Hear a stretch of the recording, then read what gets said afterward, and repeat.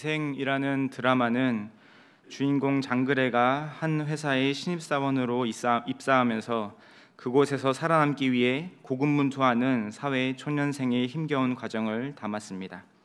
매일 사직서를 품고 다니는 직장인의 애환을 잘 담아내어 많은 인기를 받은 드라마입니다. 작중 초반부에서 장그래의 상사인 오상식 과장은 이렇게 말했습니다. 여기는 버티는 게 이기는 거다. 버틴다는 건 어떻게든 완생으로 나아가는 거니까. 우린 아직 다 미생이야. 아직 미숙하고 어린 장그래에게 끝내 완생으로 나아갈 것을 조언하였습니다. 사실 이 미생, 완생은 바둑 용어인데요. 이를 인생에 비유해서 모든 사람들이 미생, 즉 아직은 부족한 삶을 살아가지만 결국에는 완생, 어떠한 공격에도 끄떡없는 완전한 삶으로 나아가자라는 소망을 담아낸 것 같았습니다. 신자야말로 이 땅에서 성화의 과정을 걸어가는 미생의 삶을 살아가고 있습니다. 하지만 어떻게 완생으로 나아가야 하는지 방법을 모른 채 헤매이는 세상의 불신자들과는 달리 신자는 어떻게 하면 완생으로 인생이 완주될 수 있는지를 명확하게 알고 있습니다. 하나님의 말씀인 성경에서 우리는 그 답을 정확하게 찾을 수 있습니다. 바로 오늘 본문이 그러합니다. 사도 요한은 신자가 이 땅에서 어떠한 신앙의 모습을 보여야 하며 그 끝에 어떻게 완생의 삶이 예정되어 있는지를 알려주고 있습니다. 이 시간 본문을 통해서 예수께서 그리스도이심을 믿는 신자가 지켜야 할 계명과 끝에 이르게 될 결말이 무엇인지 함께 나누어 보고자 합니다. 첫째로 예수께서 그리스도이심을 믿는 신자는 하나님 사랑과 이웃 사랑이라는 새 계명을 지켜야 합니다. 요한 1서 5장 1절에서 3절 말씀을 함께 읽겠습니다. 예수께서 그리스도이심을 믿는 자마다 하나님께로부터 난 자니 또한 낳으신 이를 사랑하는 자마다 그에게서 난 자를 사랑하느니라. 우리가 하나님을 사랑하고 그의 계명들을 지킬 때에 이로써 우리가 하나님의 자녀를 사랑하는 줄을 아느니라. 하나님을 사랑하는 것은 이것이니 우리가 그의 계명들을 지키는 것이라. 그의 계명들은 무거운 것이 아니로다. 아멘. 본장에서 사도 요한은 앞에서 교훈한 이웃 사랑을 하나님 사랑과 함께 다시금 강조하고 있습니다. 하나님 사랑과 이웃 사랑을 할 수 있는 존재는 한정적인데요.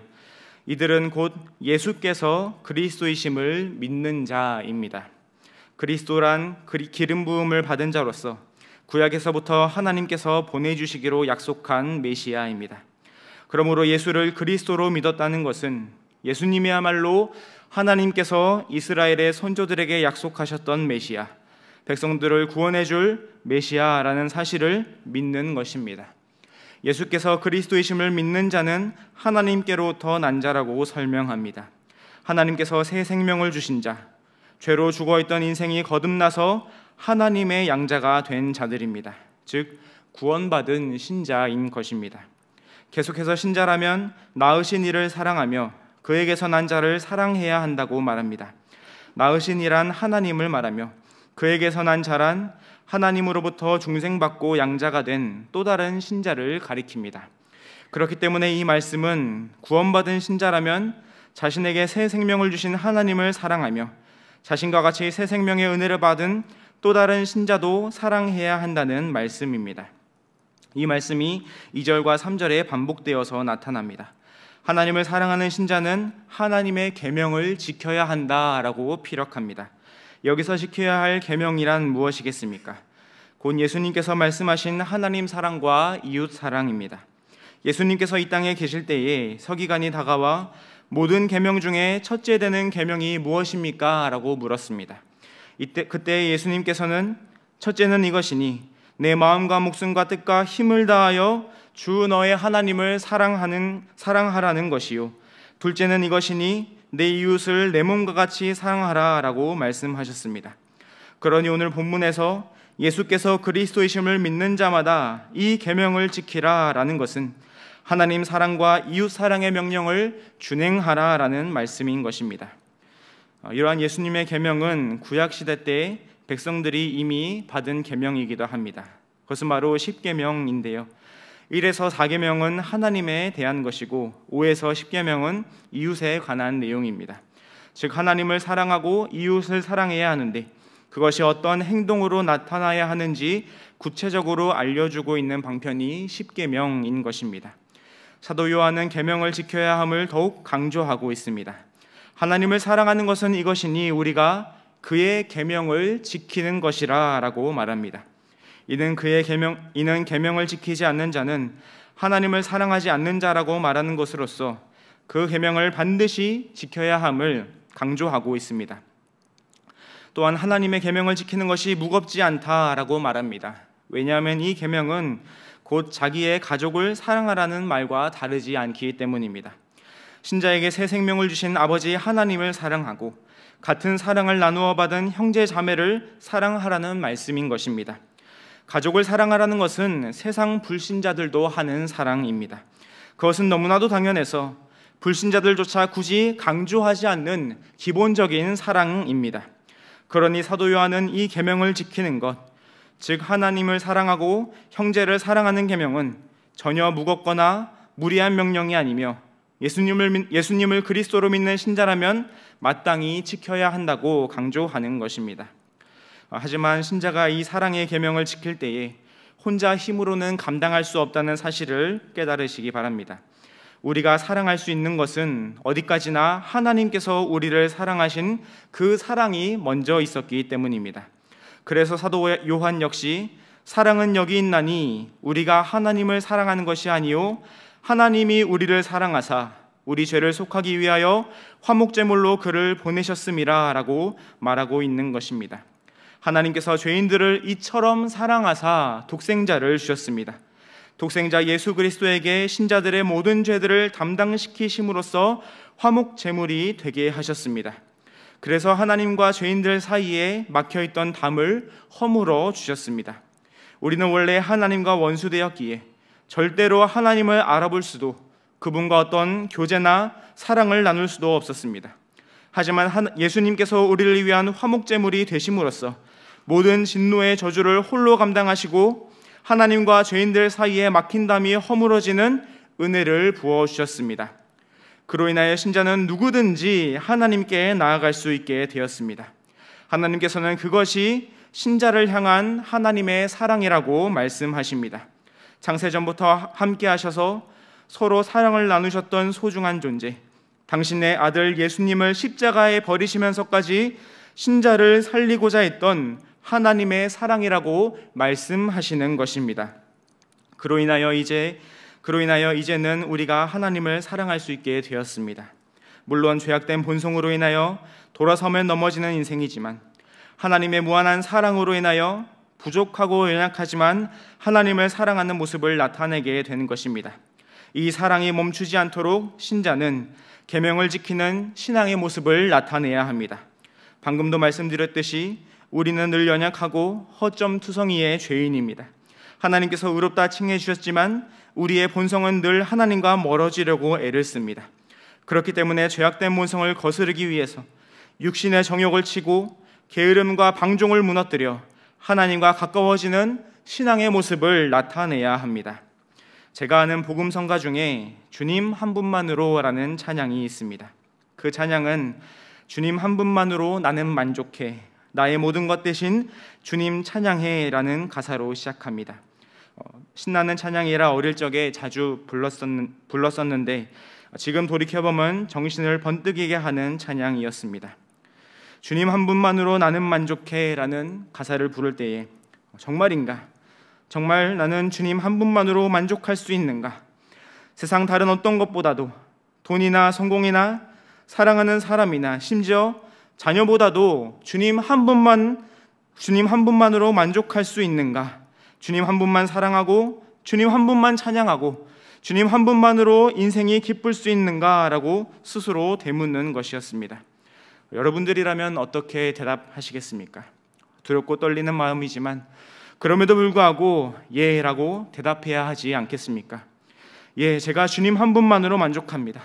주님 한 분만 사랑합니다. 주님 한 분만으로 기뻐합니다 라는 고백을 올려드리시기 바랍니다.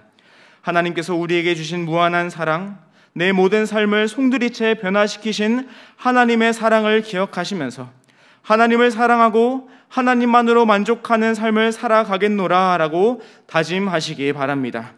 그리고 그 사랑으로 인하여 형제 사랑에도 힘을 다해야 합니다. 사도 요한은 형제를 사랑하지 않는 자는 하나님을 사랑하지 않는 자다라고 강력하게 말합니다. 우리 양옆에 있는 형제 자매는 경양교회 안에서 함께 하나님을 찬양하고 예배하며 믿음의 길을 걸어가는 동역자입니다. 물론 그들도 사람이기 때문에 부족한 점이 있습니다. 그래서 때론 오해가 생기고 감정이 격해지기도 하는 것입니다. 하지만 교회는 세상의 모임과 같지 않기 때문에 그런 모습을 보인다 하더라도 빨리 관계를 회복하는 것 또한 신자가 해야 할 모습입니다. 잘못한 점이 있다면 사과를 하고 부족한 모습이 보여도 품어주는 것이 사랑의 모습이지 않겠습니까? 구원 얻는 믿음으로 인하여 하나님의 사랑을 거저받은 자가 마땅히 감당해야 할 하나님 사랑과 형제 사랑의 계명에 힘을 다해 실천하심으로써 진정 예수님을 구조로 영접한 신자다운 믿음의 모습을 나타내 보이시기 바랍니다. 둘째로, 예수께서 그리스도이심을 믿는 신자는 믿음으로 인하여 세상의 영적 싸움에서 승리한다는 사실을 확신해야 합니다. 요한일서 5장 4절에서 6절 말씀을 함께 읽겠습니다. 무릇 하나님께로부터 난 자마다 세상을 이기느니라. 세상을 이기는 승리는 이것이니 우리의 믿음이니라. 예수께서 하나님의 아들이심을 믿는 자가 아니면 세상을 이기는 자가 누구냐? 이는 물과 피로 임하신 이시니 곧 예수 그리스도시라. 물로만 아니요 물과 피로 임하셨고 증언하는 이는 성령이시니 성령은 진리이니라. 아멘.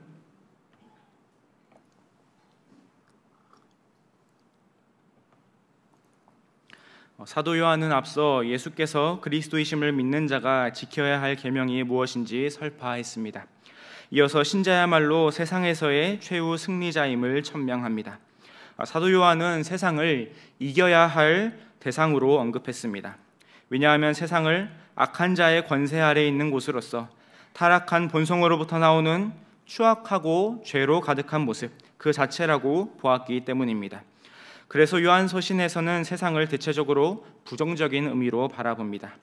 이러한 세상을 신자가 이길 수 있는 유일한 비결이 믿음이라고 주장합니다. 여기서 믿음이란 앞서 언급한 예수께서 그리스도이심을 믿는 믿음임을 알 수 있습니다. 왜냐하면 4절 상반절에 언급된 하나님께로부터 난 자란 1절에 기록된 대로 예수께서 그리스도이심을 믿는 자이기 때문입니다. 즉 예수를 그리스도로 믿는 믿음으로 세상을 이길 수 있다라고 말하고 있습니다. 이와 함께 예수님이 하나님의 아들이심을 믿어야 세상을 이길 수 있다라고 또한 말합니다. 사도 요한이 예수님을 가리켜 하나님의 아들이라고 표현한 것에는 중요한 이유가 있습니다. 그것은 예수님의 신성을 강조하기 위함이었습니다. 예수님께서는 반드시 하나님과 같이 신성을 가진 존재, 즉 하나님의 아들이 되셔야만 했습니다. 그래야만 죄인들을 구원할 구원주로 오실 수 있기 때문입니다. 사도 요한은 이 사실을 강조하면서 다시금 구약에 예언되었던 메시아 예수님만이 이 세상의 유일한 구원주이심을 밝혔습니다. 그러면서 예수께서 하나님의 아들이심을 믿는 자가 아니면 세상을 이기는 자가 누구냐라고 말합니다. 이는 의문문의 형태를 띄었지만 실상은 예수님께서 하나님의 아들이심을 믿는 자만이 세상을 이긴다라는 사실을 강조합니다. 예수님께서 어떠한 일을 하셨기에 예수님을 믿는 자만이 세상을 이길 수 있는 것이겠습니까? 사도 요한은 예수님을 물과 피로 임하신 이라고 소개합니다.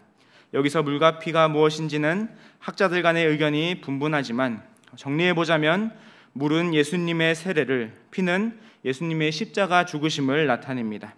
그리고 이것들은 결국 예수님의 공적 사역을 가리킵니다. 왜냐하면 예수님께서 세례 요한에게 물 세례를 받으셨을 때에 공생의 사역을 시작하셨기 때문입니다. 이후 예수님께서 십자가에 못 박혀 죽으심은 공생의 사역의 클라이맥스였습니다. 공생의 사역을 시작하신 이후로 가장 중요한 순간이었으며 없어서는 안 될 사건이었습니다. 창세전에 하나님께서 예수님과 구속 언약을 맺으시고 그 언약이 시공간의 때에 현실로 이루어지는 바로 그 시간이었습니다. 예수님의 십자가 죽으심이 없었다면 공생의 사역은 무의미한 것이 될 수밖에 없었습니다. 그러므로 물과 피란 예수님께서 세례를 받으신 것과 십자가 상에서 피 흘리신 것으로서 예수님의 공생의 사역을 나타내고 있습니다. 공생의 사역에 성령께서 증인이 되셨음은 두말할 필요도 없는 사실입니다. 예수님께서 세례를 받으셨을 때에 성령이 비둘기같이 하늘로부터 내려와 예수님 위에 머무르셨습니다. 이후로 임재하신 성령님께서 각 신자에게 예수님의 사역이 믿어지게 하심은 곧 성령님께서 이 일의 증인이심을 알려줍니다.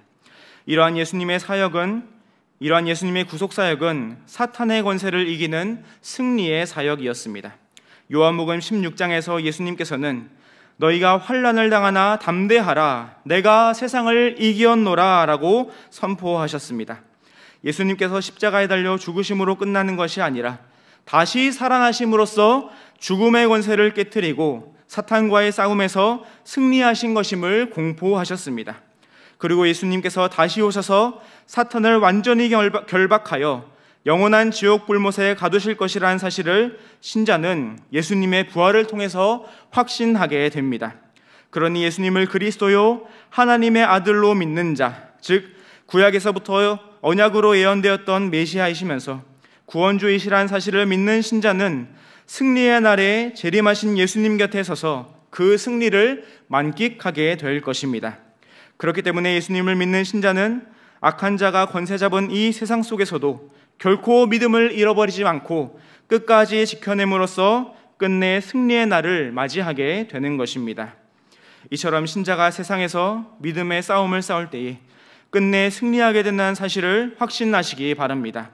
그것은 우리에게 뛰어난 능력이 주어졌거나 강력한 힘을 가지고 있기 때문이 아닙니다. 우리를 구원하신 하나님의 아들 예수 그리스도께서 이미 세상을 이기셨기 때문입니다. 십자가에 달리신 예수님께서 부활하심으로 사탄의 머리를 밟으시고 죽음의 권세를 무너뜨리셨기 때문입니다. 예수님께서 이미 승리를 이루셨으니 예수님을 따르는 신자들에게도 이미 승리가 주어져 있습니다. 예수님께서 이루신 승리를 바라보며 완전한 승리의 날을 소망하며 살아가는 것입니다. 하지만 그때가 이를 때까지 신자의 인생길 가운데 참 많은 어려움이 있다는 사실을 알고 계실 것입니다. 예수님을 믿는 신자들은 어디까지나 세상에서 살아가야 하는 존재이기 때문입니다. 세상 불신자들과 함께 밥을 먹고 일을 하며 생활해야 합니다. 그럴 때에 필연적으로 시험과 고난이 찾아옵니다. 갈등이 찾아옵니다. 왜냐하면 세상의 권세 잡은 자, 하지만 이미 영원한 형벌이 예정된 사탄이 신자들을 내버려 두지 않을 것이기 때문입니다. 한 명이라도 더 낙오시켜서 자신이 당할 사망의 저주로 끌어들이는 것입니다. 그래서 예수님을 믿는 신자라면 기본적으로 세상 불신자들의 방해와 괴롭힘이 찾아올 수밖에 없습니다. 이러한 사탄의 방해 공작은 연약하고 죄악된 본성과 합하여질 때에 엄청난 시너지를 냅니다. 순식간에 우리의 마음이 죄악으로 물드는 현상이 심심치 않게 발생하는 것입니다. 그러니 신자는 더욱 정신을 바짝 차리고 우리를 구원할 믿음을 굳건히 붙들어야 합니다. 코로나로 인해서 해외로 나가지 못하면서 국내 여행이 증가하자 캠핑이 유행처럼 번졌던 때가 있습니다. 지금도 그 열기가 어느 정도 이어지고 있는데요. 그러면서 소위 불멍이라는 것을 하기 시작했습니다. 소위 불을 보면서 멍을 때리는 것입니다. 활활 타오르는 불을 가만히 지켜보면서 아무 생각도 하지 않는 것이 오늘날 소소한 힐링으로 자리 잡고 있습니다. 저도 친구 찬스로 인해서 불멍을 할 기회를 얻게 되었습니다. 이를 위해서는 불이 있었어야 했는데 불을 피우는 작업이 쉽지 않았습니다. 나무를 켜켜이 쌓아놓고 그 아래에 불쏘시개에 불을 붙여 놓고 바람을 적절하게 또 계속해서 불어 넣어 주어야 합니다. 그러고도 좀처럼 불이 붙지 않아서 애를 먹었던 친구의 모습이 기억이 납니다. 나중에는 불이 붙어서 활활 타올랐지만 조금만 신경을 덜 쓰거나 제때 나무를 넣어주지 않으면 금세 또 시들고 마는 것입니다. 우리의 믿음 역시 이와 비슷한 것 같습니다. 수요밤 예배에 나오시는 성도님들은 그래도 신앙생활을 꽤 오래 하신 분들이 많이 계실 텐데요. 그렇다면 우리의 믿음의 불꽃은 얼마나 타오르고 있는지 한번 살펴보시기 바랍니다. 주변을 환하게 비추며 뜨겁게 할 만큼 타오르고 있습니까? 아니면 다른 사람들이 보기에 불이 붙었는지 안 붙었는지 모를 만큼 신앙생활을 하고 계시진 않으십니까? 믿음의 불꽃은 우리가 조금만 신경 쓰지 않고 다른 곳에 한눈 팔면 금세 시들어 버리고 맙니다. 그렇기 때문에 이 불꽃이 멈추지 않고 계속 타오르게 하기 위해서는 끊임없이 불쏘시개를 넣어 주어야 합니다. 시간을 정해놓고 기도하는 것, 개인적인 시간에 말씀을 깊이 묵상하는 것입니다. 정해진 공예배 시간에 빠지지 않고 나와서 우리를 구원하신 예수 그리스도에 대해서 계속해서 듣고 상고하는 것입니다. 그렇게 끊임없이 말씀의 불쏘시개, 기도의 불쏘시개, 예배의 불쏘시개를 계속 공급해 주어야 우리의 믿음이 뜨겁게 타오를 수 있는 것입니다. 사탄의 방해와 괴롭힘 속에서도 절대로 꺼지지 않을 믿음의 불꽃을 크게 불태우시기 바랍니다. 그리함으로써 악한 자들이 세상의 권세를 잡았을지라도 그들은 이미 승리하신 예수 그리스도로 인하여 결국 패망한다는 사실을 확신하시고 믿음을 지켜 끝내 완전한 승리의 날을 맞이하시는 성도님들 되시기를 주님의 이름으로 간절히 축원드립니다. 성도 여러분, 그리고 헌신을 다짐하시는 90 청년의 회원 여러분, 젊은 사람들 사이에서 계속 유행하고 있는 리그 오브 레전드라는 게임이 있습니다. 줄여서 롤이라고 부르는 이 게임은 매년마다 팀 챔피언을 결정하는 소위 롤드컵을 개최합니다. 최재붕 교수의 베스트셀러인 포노 사피엔스라는 책에서 이 롤드컵이 전 세계적으로 8천만 명이 시청할 정도로 막강한 파급력을 주는 게임 산업이라고 소개했습니다. 그 영향이 얼마나 대단한지 롤드컵을 통해서 명언까지 탄생할 정도였습니다. 한 최약체였던 어느 팀에서 경기에서 패해서 매우 힘겨운 상황 가운데 있었습니다. 그럼에도 그 팀의 리더는 인터뷰 중에서 굽히지 않는 의지를 보여주었고, 이 내용을 기자가 기사로 만들면서 중요한 건 꺾이지 않는 마음이라는 제목으로 기사를 보도하였습니다.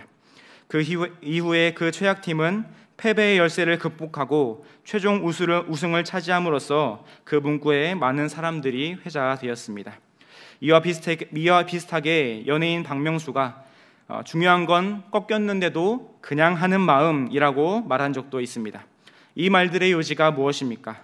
어떠한 힘겹고 어려운 상황이 오더라도 중요한 것은 꺾이지 않는 마음이다, 그냥 하는 마음이다 라는 것입니다. 괴롭고 힘들더라도 포기하지 말고 끝까지 맞서 싸우며 도전하고 앞으로 나아가야 한다라는 사실을 알려주고 있습니다. 신자가 믿음의 길을 걸어갈 때 역시 마찬가지입니다. 하나님을 사랑하고 이웃을 사랑하는 계명을 지키는 것 참으로 쉽지 않은 일입니다. 하나님께로부터 무한한 사랑을 받았음에도 우리의 게으름과 나약함으로 하나님을 향한 사랑을 보이지 못할 때가 얼마나 많이 있습니까? 이웃을 사랑하라는 계명을 귀에 못이 박히도록 들었지만 인간적인 질투심과 미움으로 실천하지 못할 때가 또한 얼마나 많이 있었습니까? 오늘 하루만 돌아보아도 세상 속에서 믿음을 지키며 살아가는 일에 실패했던 모습들을 적지 않게 경험하셨을 것입니다. 그럼에도 불구하고 낙심하거나 좌절하지 말고 중요한 건 꺾이지 않는 마음, 그냥 하는 마음이라는 사실을 기억하시기 바랍니다. 10번 쓰러지고 넘어져도 다시 일어나서 하나님의 말씀을 지키며 살아가는 신앙의 분투를 보이고 세상 불신자들에게 우겨싸움을 당할지라도 끝까지 믿음을 지키시기 바랍니다. 그럴 때의 최종 승리는 언제나 신자 편에 있다는 사실을 다시금 확신하시기 바랍니다. 예수께서 그리스도이심과 하나님의 아들이심을 깨닫게 하는 믿음, 이는 천하 만민 중에서 하나님께서 창세전에 택하신 당신의 택자에게만 주어진 은혜라는 사실을 기억하시는 가운데 날마다 하나님 사랑과 이웃 사랑의 계명에 순종하며 믿음을 굳건히 지키심으로써 최후 승리의 날에 영광의 면류관을 받아 누리시는 경양의 성도님들과 헌신을 다짐하시는 90 청년의 회원 되시기를 주님의 이름으로 간절히 축원합니다.